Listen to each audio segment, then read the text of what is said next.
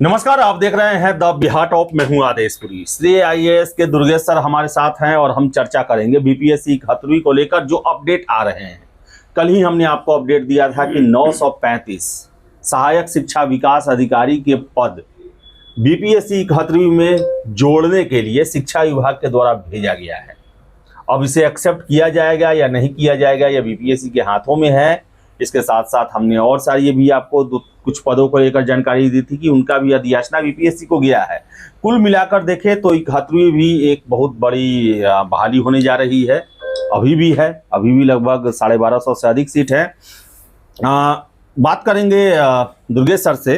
Sir, क्या लगता है सर, ये सहायक शिक्षा विकास अधिकारी जो एईडीओ का जो पोस्ट है सर, इसे क्या सर 71वीं में जोड़ना चाहिए, वो भी अब इस कंडीशन में सर? देखिए, सबसे पहले तो सभी लोगों को, आपके दर्शकों को हम कोटि कोटि शुभकामना देना चाहते हैं कि आपको फिर से एक बार इतनी बड़ी वैकेंसी बिहार में देने का मौका मिल रहा है। ज़रूरत है कि इसको आप संजीदगी से लें और अपने पक्ष में करें। अब जहाँ तक रहा कि ये एईडीओ का पोस्ट जोड़ने का, तो ये लेवल 5 का पोस्ट है आदेश जी, और लेवल 5 का पोस्ट बीपीएससी स्वीकार करेगी। इसके लिए ये तो अब विचारणीय है, चूँकि माहौल चूँकि चुनाव का है तो इसलिए कुछ भी कहा जा सकता है। लेकिन इससे पहले भी ऐसी बातें हुई थी जिसे आयोग ने स्वीकार नहीं किया था, क्योंकि इसके जो कैंडिडेट होते हैं इनमें थोड़ा सा आयु की भी कमी होगी फिर, तो वो भी एक चीज़ें हैं। इसमें बहुत सारे शिक्षक लोग भी एग्ज़ाम देते हैं। इसका जो कुछ एग्ज़ाम का पैटर्न है वो कुछ अलग है। और अगर इसको इसमें जोड़ा जाता है तो सिविल सेवा और इस तरह की तैयारी करने वाले जो लोग हैं दोनों बराबर हो जाएंगे। तो जो शिक्षक लोग हैं जो सिविल सेवा नहीं देना चाहते लेकिन इस पोस्ट के लिए वैकेंसी में भरते हैं, उनके लिए थोड़ी सी कठिनाई होगी। लेकिन अगर ये जुड़ता है तो निश्चित तौर पर 2200 से अधिक सीट 71वीं में हो जाएगी। इसके अलावा आपको पता, सिविल सर्विस जो सेवा की तैयारी करने वाले कैंडिडेट उनके लिए तो बहुत अच्छा खबर है। उनके लिए बहुत अच्छा खबर है जी सर, इसमें कहीं कोई दो राय नहीं है। जो सिविल सेवा की तैयारी करते हैं उनके लिए बहुत मतलब अच्छा पोस्ट है, क्योंकि केवल एक जगह जाकर के केवल लेवल 5 पर आकर के अगर लेवल पर बात करें तो चूंकि सिविल सेवा में लेवल 5 का पोस्ट नहीं होता है, तो उस चीज को अगर छोड़ दिया जाए तो बाकी एज ए नौकरी को लेकर के सिविल सेवा के लिए एक बहुत बड़ा मौका है। लेकिन जो नॉन सिविल सेवा वाले लोग हैं जो इसकी तैयारी नहीं करते लेकिन वो एग्ज़ाम इसका देते हैं, लेवल 5 का एग्ज़ाम जैसे सीजीएल वाले होते हैं या और भी तरह के लोग होते हैं, वो लोग फॉर्म भरते हैं, तो उन लोगों के लिए थोड़ी सी कठिनाई ये हो जाएगी।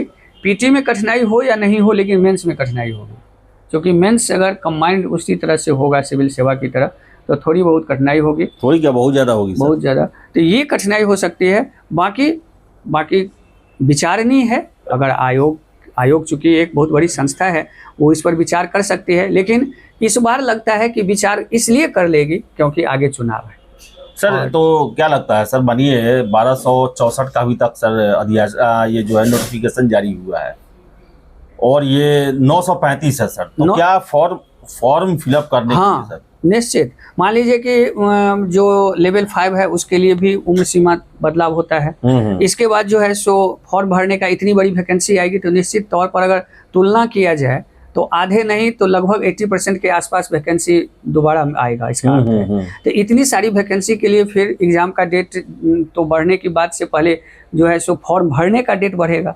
फॉर्म डेट बढ़ने का बढ़ेगा तो स्वाभाविक है कि एग्ज़ाम का भी डेट बढ़ने की संभावना हो सकती है, और बढ़ना भी चाहिए। केवल ये ही नहीं है, अगर ये सब सारी वैकेंसी हम जोड़ते हैं, एग्ज़ाम का डेट अगर हम एप्लीकेशन भरने का डेट बढ़ाते हैं तो निश्चित तौर पर है कि एग्ज़ाम का डेट भी बढ़ना चाहिए, क्योंकि थोड़ा सा तैयारी का और मन बनाने का अभ्यर्थियों को समय मिलना चाहिए। जी सर। तो ये हो सकता है, लेकिन ये सारा चीज़ चूँकि आयोग पर निर्भर है। अगर ऐसा नहीं होता है तो ये भी हो सकता है कि छात्र लोग थोड़ा सा, सर ये क्या चीज़ हो सकता है, मानिए सीट जुड़ जाता है, एग्ज़ाम भी मानिए सर अपना जब भी हो, सितंबर में हम 10 सितंबर ही मान के चलते हैं, क्या इस बहाली के चलते आपको लग रहा है कि प्रश्नों पर भी कुछ असर पड़ेगा?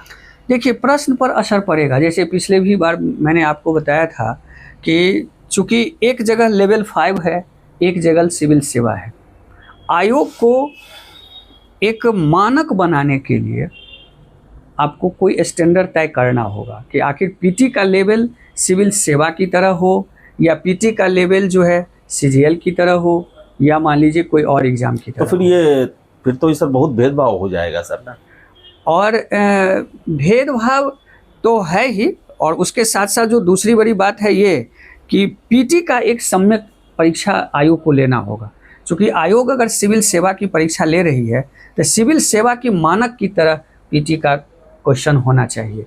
क्योंकि आप 17वीं एग्ज़ाम में जो हम लोग देखे हैं कि सारा का सारा जो लोगों का सवाल था वो प्रश्न को लेकर था, प्रश्न के नेचर और स्टैंडर्ड को लेकर का था। और मुझे नहीं लगता है कि 71वीं में अगर ये सारा चीज़ अगर जुड़ता है तो आयोग इस चीज़ में कम्प्रोमाइज़ करेगी।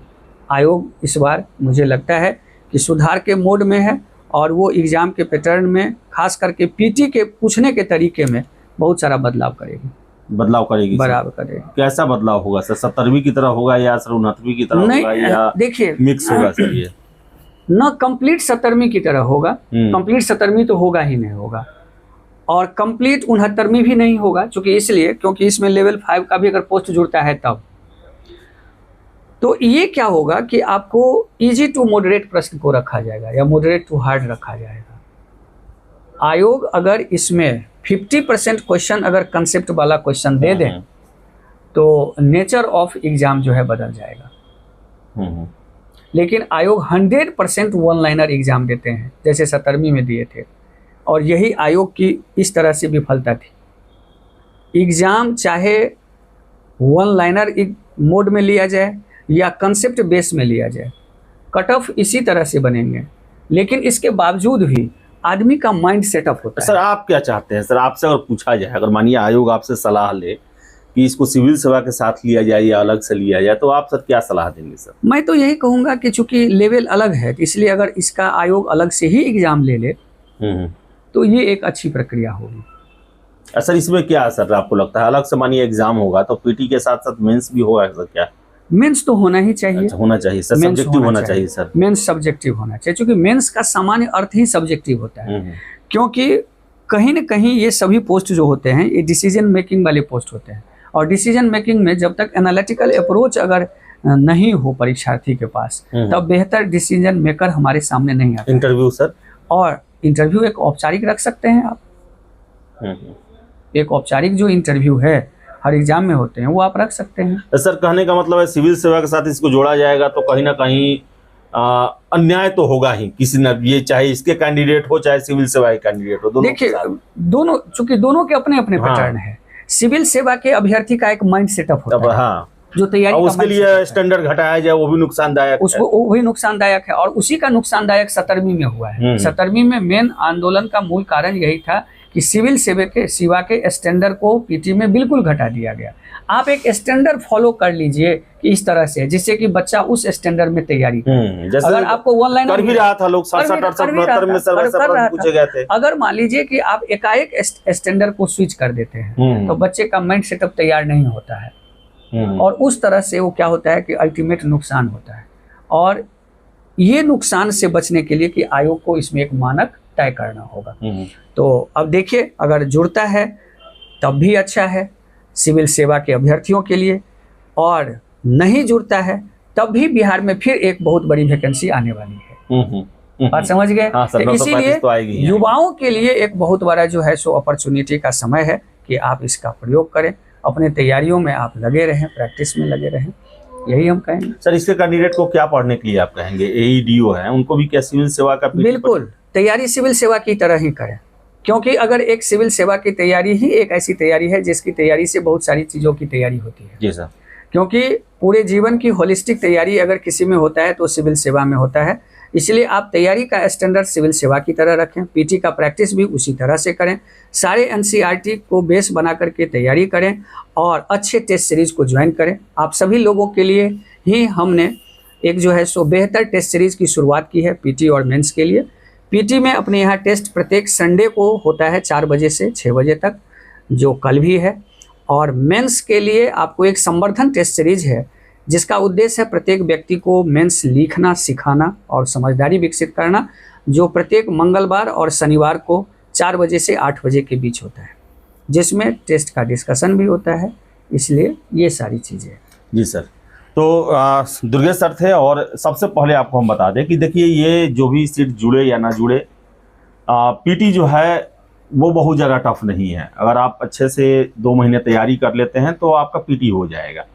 60 दिन की तैयारी। 60 दिन की तैयारी हाँ, सर। 60 दिन का एक कोर्स बनता है। 60 दिन अगर अच्छे से बच्चे रिवीजन करते हैं, टेस्ट सीरीज देते हैं, तो पीटी नहीं रुकता है। पीटी स्मार्टनेस है। अगर पीटी आपकी रुक रही है तो कहीं ना कहीं आपकी ये स्मार्टनेस की कमी है। ये तैयारी की कमी नहीं होती है, तैयारी तो होता ही होता है। जी सर। लोग करते ही करते हैं, लेकिन सर सबसे मेन खेल जो है वो मेंस में शुरू होता है। हम मेंस में शुरू होता है। मेंस जो है आपके मेंस सारे बहुत बड़ी पढ़ाई, ज्ञान, बिल्कुल, कॉन्सेप्ट बिल्कुल। सबका जो है निचोड़ है। बिल्कुल बिल्कुल। अगर मेंस आप अगर तैयार नहीं है तो आप पदाधिकारी नहीं बनेंगे।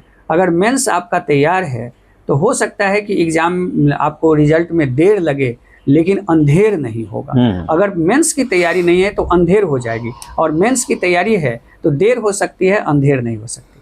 तो उसके लिए जो है आपको मेंस ऐसा पढ़ाई करना है जो कि मेंस में भी आपको फ़ायदा पहुंचाए, और उसके लिए ज़रूरी है कि आप डेडिकेटेड पढ़ाई करें और अच्छे जगहों से, अच्छे शिक्षक से आप गाइडलाइन लेते रहें। तो जो भी अपडेट होगा, पर्सनल मार्गदर्शन सिविल सेवा में बहुत जरूरी होता है। जी सर। पर्सनल मार्गदर्शन, जैसे हम आप बातचीत करते हैं, हमारी क्या कमी है आप हमें बताइए। अगर मान लीजिए सीखने की चीजें, और पर्सनल अगर मार्गदर्शन तो बहुत सा जगह मिल जाते हैं, लेकिन हो सकता है कि आप 2 बार 1 बार मेंस दिए हुए लोगों से आप अब ले रहे हैं, एक बहुत सारे अनुभवी लोगों से ले रहे हैं, तो दोनों जरूरत इस पर होता है। तो इसमें सिविल सेवा की तैयारी के लिए टीचर्स पढ़ाई की जरूरत तो है, लेकिन पर्सनल गाइडेंस, जिसको हम लोग फेस टू फेस इंटरेक्शन कहते हैं, वो बहुत जरूरी है। हाँ, वो बहुत जरूरी है कि आप क्या लिख रहे हैं, क्वेश्चन का डिमांड क्या है, आपके लिखने का स्टाइल क्या है, आप कहाँ भटक रहे हैं, कहाँ आप सही चीज़ों को पकड़ रहे हैं। वो पर्सनल जो है गाइडेंस उसके लिए ज़रूरी है, ये ज़रूर करें आप। और अगर ज़रूरत हो तो आप कोचिंग संस्थानों की भी सहारा लें, वहाँ भी जाएं, लेकिन इतना अच्छा मौका जो मिल रहा है इसको यूं ही ना गंवाएं। वो सारे उपाय करें जो कि आपकी तैयारी को बेहतर बना सकता है। तो फिलहाल इस वीडियो में इतना ही। वीडियो पसंद आया लाइक शेयर करें, हमारे चैनल द बिहार टॉप को सब्सक्राइब जरूर कर लें। धन्यवाद।